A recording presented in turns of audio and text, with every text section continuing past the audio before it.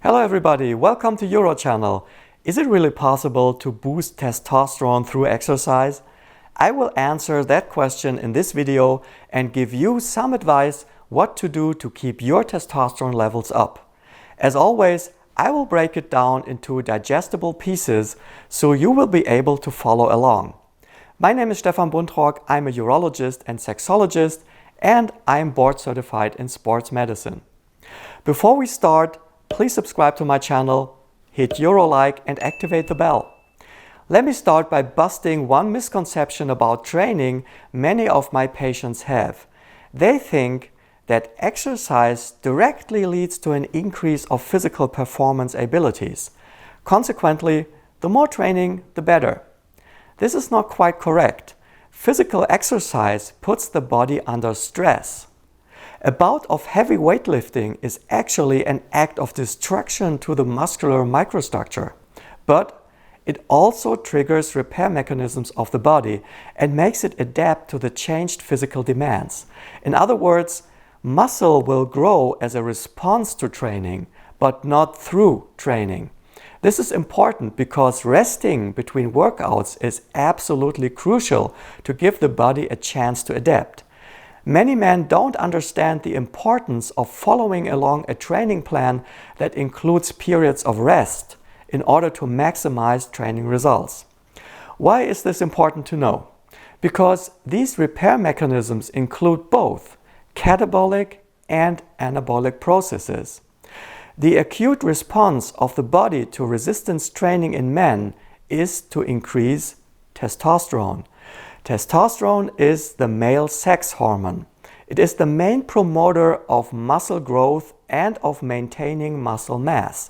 A meta-analysis of 48 out of 126 studies came to the conclusion that moderate and heavy physical activity raises testosterone levels with approximately 0.91 nanomoles per liter on average. Individual studies came up with differences of about 5 nanomoles per liter. However, this effect is transient and only lasts for about 30 minutes after training. So what is the normal range of testosterone for a man? Actually, it's quite wide, with 15 to 40 nanomoles per liter. Most young men I measure in my office present with values between 15 and 17 nanomoles per liter.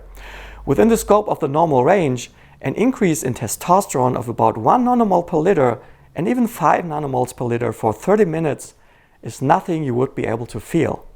If you want to know more about how long it takes for testosterone to act, have a look at this video. So why is the body doing this?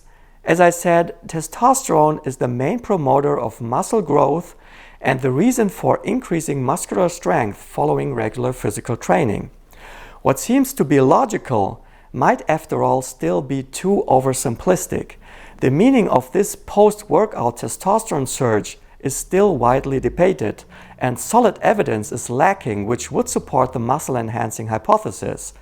Additionally, it is still unclear what happens during these days after the workout because, as already mentioned, testosterone levels only peak for half an hour and go back to baseline. And there is something else I can't stress enough.